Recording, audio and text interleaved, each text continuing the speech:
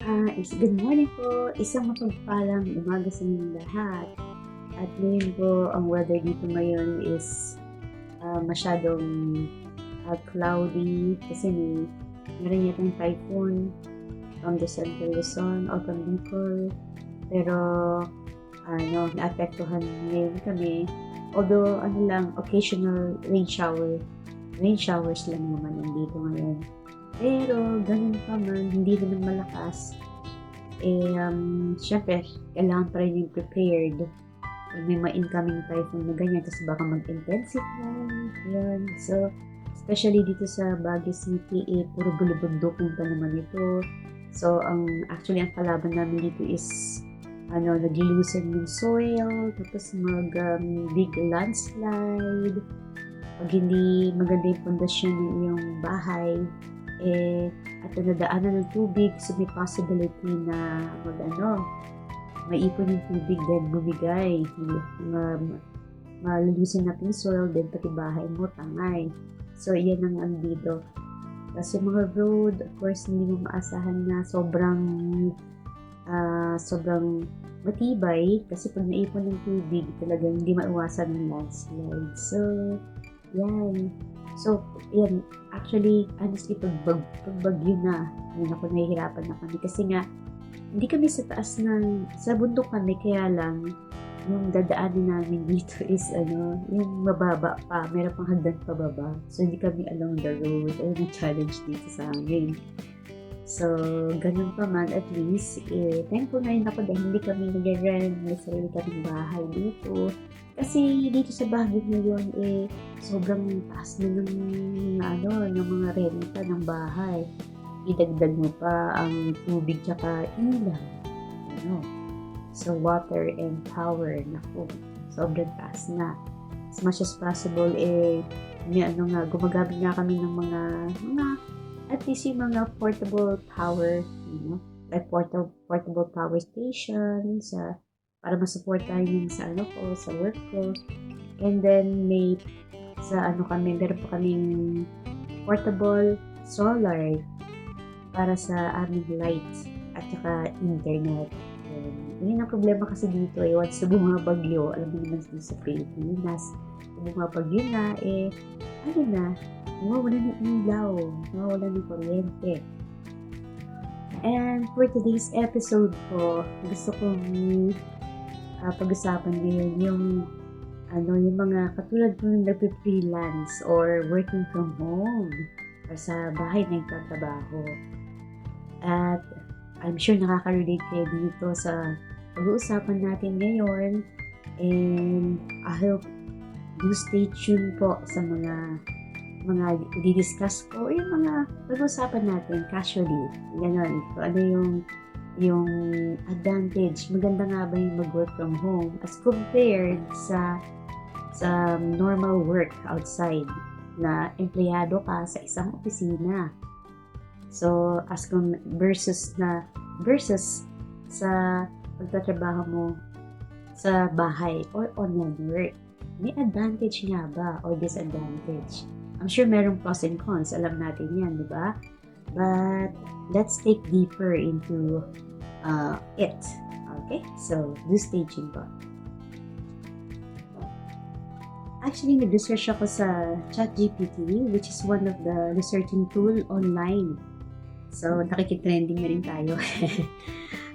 So, ang research ko is isang kabutihan ng pag-work sa bahay or home is, sabi niya rito is, number 1 is flexibility. So, to fit your lifestyle. Either flexibility sa schedule mo online or sa kliyente mo. So, meaning to say, sa akin naman, naghahanap ako ng work online na hindi 9 to 5 kasi may mga kliyente rin na kailangan makisabay ka sa kanya at nag-require na pumasok ka from 9 o'clock a.m. hanggang 5 a.m. Or other way around, yung sobra ng midnight, like after midnight, kasi i-adapt mo yung schedule mo sa American or international time or time zone. Yun. Kaya either schedule or i-adapt mo sa kliyente mo. So, ako naman, ang ginagawa ko is nag-online teaching ako, flexible ako, pwede kong ma-stop yun or pwede kong mag-day off, pwede kong isarado yung schedule ko, yung slot ko. And then, to attend to my other work, like for example, yung pag-design ko sa client. So, meron din schedule like 2 hours or 3 hours. Depende sa kanya. Pero hindi ako kumukuha ng madaling araw or after midnight. So, yun. Okay, so, yan ang flexibility. So, ang flexibility depende sa iyo yan. Kung may kliyente ka na i-tailor or customize mo yung schedule mo to fit in his time zone after midnight, depende rin sa iyo yan, or normal work. Usually, ano ngayon is Australia, yung mga Australian account, ayun ang pinaka daylight ang trabaho, yung normal. Pero hindi na kumukuha ng fixed schedule, depende pa rin. So, yun. Okay? Ating second kay ChatGPT to, sabi niya is isang kagandahan nag-work online is, or home, isang kagandahan na nag-work sa bahay is wala kang commute. So, hindi ka gigising ng maaga, like gigising ka ng 4 or 5 a.m. to catch up sa bus mo or sa jeepney, or hindi ka basta hindi ka gigising ng maaga para pumunta sa office. Kasi, lalo pa dito sa Pilipinas, may mga typhoon, ang hirap gumising sa umaga. At buti sana kung nagsususpend agad sila ng mga trabaho or klase. Kaso hindi, late na. Minsan naman walang typhoon, pero may monsoon din. So, lalo na dito sa Baguio, sobrang basang-basa at ang lamig-lamig. At maputik sa labas. Yun ang disadvantage nun. So, ang ganda nag-work online at dito sa bahay, hindi ka nagigising ng maaga at di ka na mag-prepare para mag-makeup or magsuot ng pang-attire mo, office attire. Yun ang kagandahan doon. At sabi pa ni ChatGPT, pangatlo, ang gandahan nag-work sa bahay or online is work-life balance. Work-life balance, totoo nga ba to? Pag nag-work ka sa bahay, may work-life balance ka ba sinasabi? Like 50-50? Ano sa tingin nyo, guys? Kasi, para sa akin, work-life balance is, of course, although nag-work ka dito sa bahay, for example, pero iba naman yung schedule mo. Like, for example, midnight, so napupuyat ka rin. Wala na pinagkaiba sa working outside, normal work, at sa bahay. So, depende sa schedule at the time zone at kliyente mo, yun. So, sa tingin ko, pag nag-work ka sa bahay, although nandito ka sa bahay physically at nakita mo yung pamilya mo, pero occupied pa rin yung time mo eh. So, parang sa akin, pares pa rin. Nag-work ka normally, and although yung physical presence mo nandito sa bahay, pero wala ka pa rin time sa parang kausapin mga pamilya mo, parang to check kung paano sila, ganun. Yun.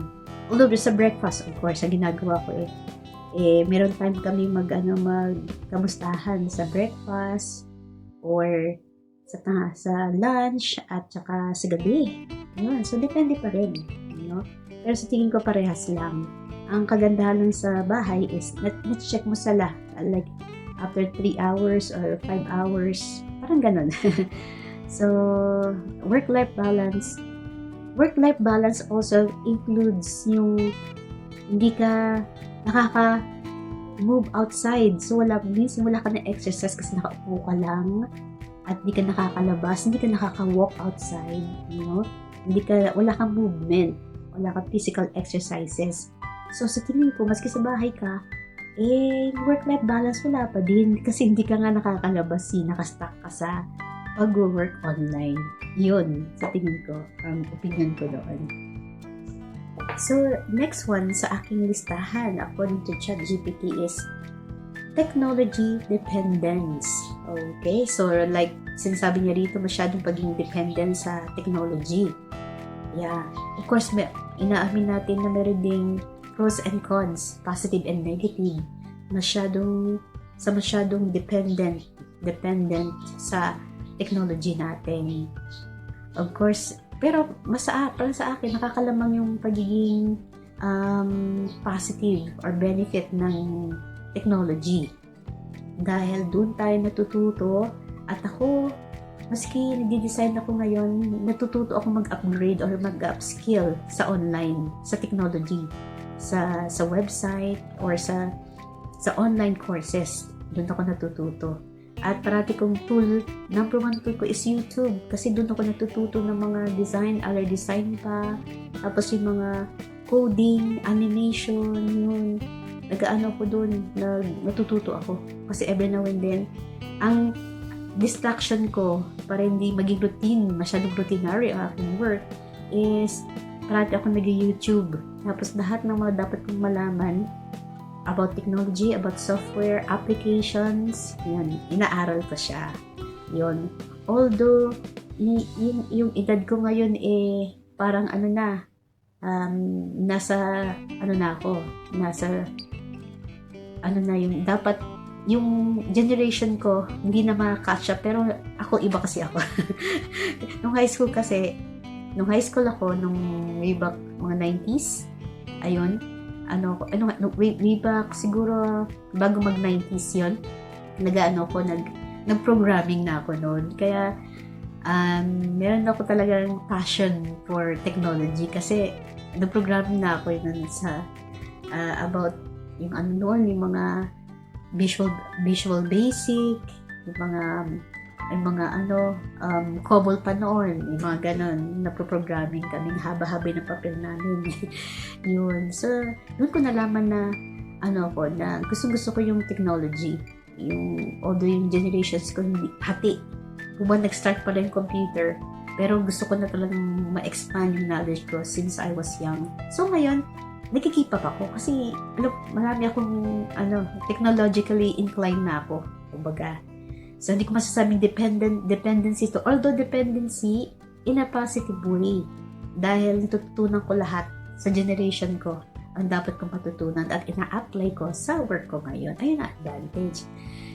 Disadvantage naman, of course, parating nakatutok sa computer dahil ginagawa ko yung mga work ko.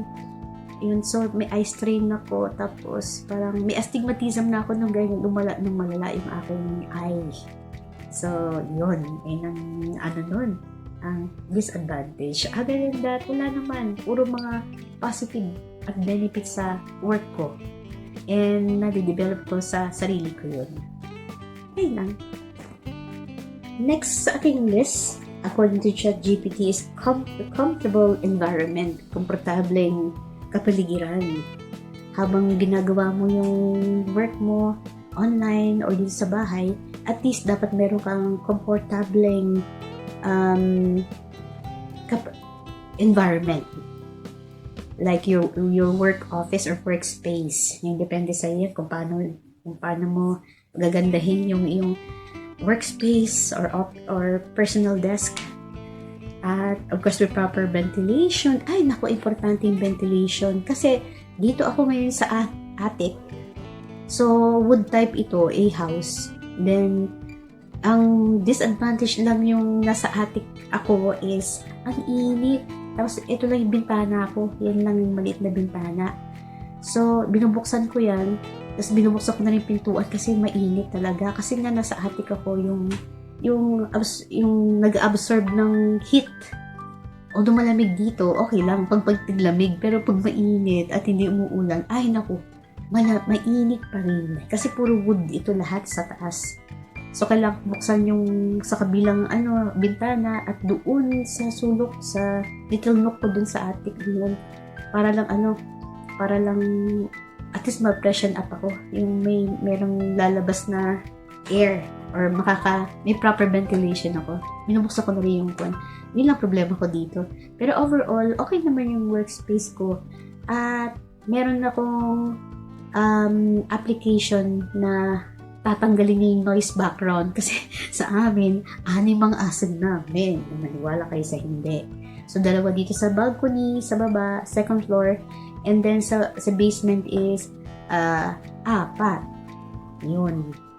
Tapos kaya pag nagsitahulan sila at may nakalitas ng aso, ay nako, ayun na problema ko, sabay-sabay.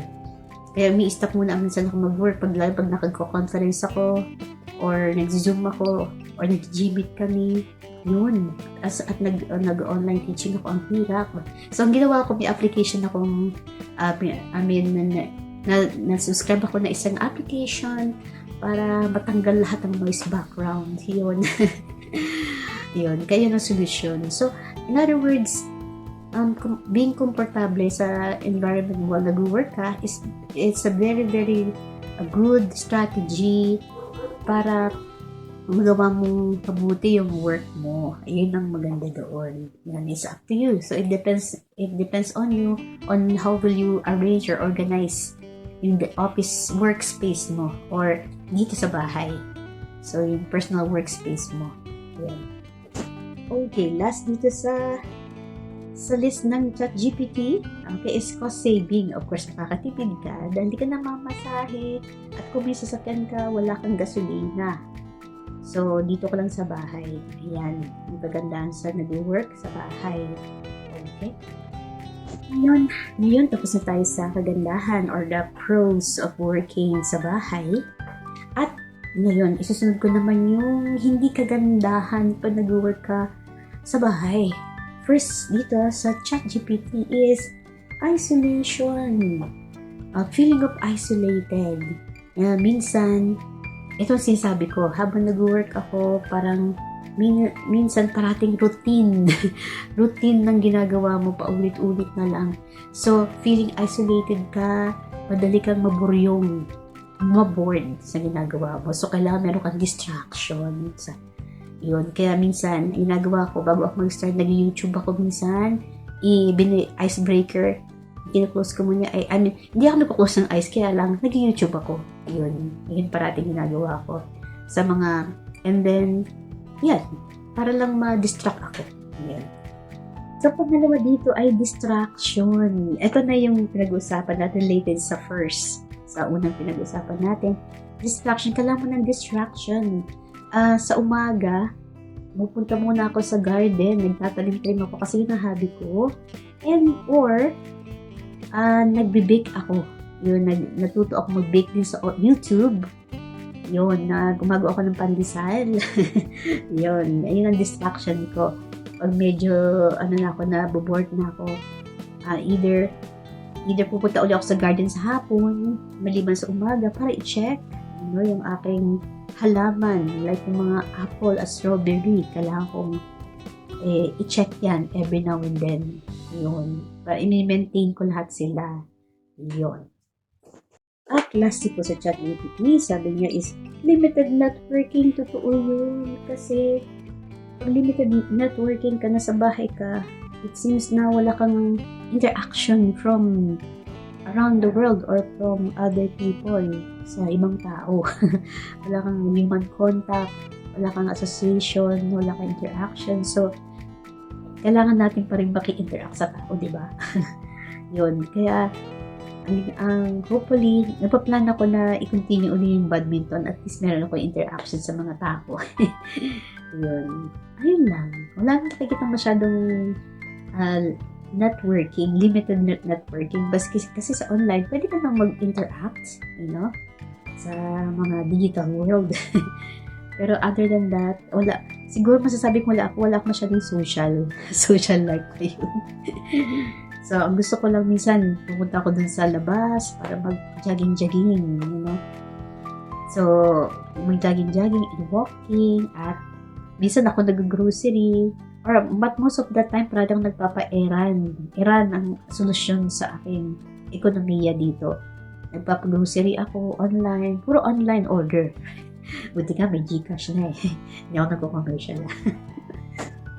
So, that's it po sa mga episode ko ngayon. Hopefully, makapulot ng lesson or, some thoughts about working online. Kung mag-decide kayo na mag-focus talaga at gusto mag-work, magtrabaho dito sa bahay compared to outside work. Kasi sa tingin ko, although statistically, they say na may mga maraming tao na walang job ngayon. So, pero, on the other hand, kung gustuhin natin, pwede tayo matuto sa YouTube or online. Pwede tayo mag-work dito for as long as we have strong internet connection. Yun lang yun. At ma-upskill or ma-upgrade mo pa rin yung sarili mo. At magkakaroon ka ng work.